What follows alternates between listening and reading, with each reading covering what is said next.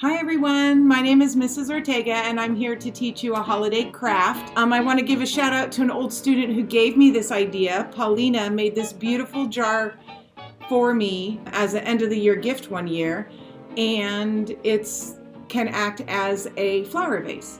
So this is one of the ones that I created. This is a recycled jar, and it's a jar of peaches from Costco, courtesy of Mrs. Huffman. And all I had to do was get some inexpensive paint in the colors I wanted.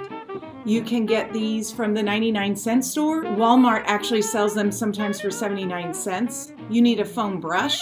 You need a small piece of sandpaper if you wanted to give the jar an antique look, and ribbons or twine. I tend to like the twine because I think it gives it more of a crafty feeling. What you need to do is you get your jar. You could also use a mason jar that you can buy. Sometimes you can get these at the 99-cent store, or if you have an extra jelly jar hanging around the house. What you're going to want to do first is take the labels off the jar. You can do that by soaking it in hot water. Sometimes I use Gooby Gone so that I get every last remnant off. I don't know if you can tell in this jar, but it's a little cloudy. So use Gooby Gone and it will clean it all off, and then just hit it up with a little bit of alcohol.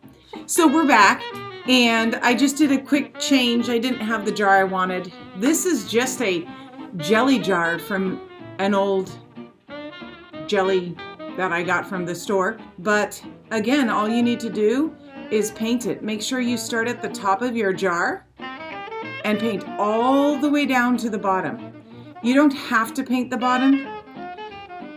The idea with painting glass is you want to do smooth strokes from the top of the jar to the bottom, but you don't want to paint over the wet paint because it will ball up on you. The idea is to do several coats, and in between let those coats dry.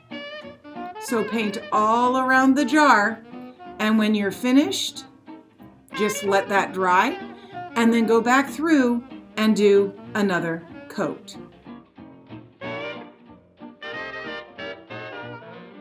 All right, so when you have your painted jar, if you want to give it a more rustic look so some of the paint is off, you can go ahead and hit it with a 220 to 240 grit sandpaper.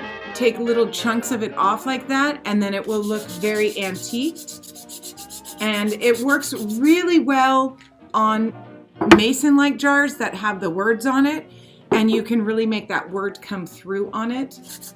Add a ribbon of your choice to the top, and you're finished. You can make it a holiday ribbon.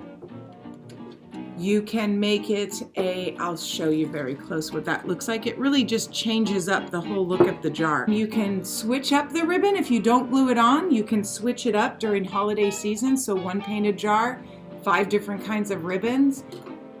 You can also add a detail to it, like my student Paulina did when she painted on the apple, and then she wrote on it with a pen, a marker, permanent marker pen. So that's how you do a very inexpensive but very adorable mason jar painting project. I hope you guys really have fun with it. Take it to the next level. Feel free to post what your final creations look like. Thank you.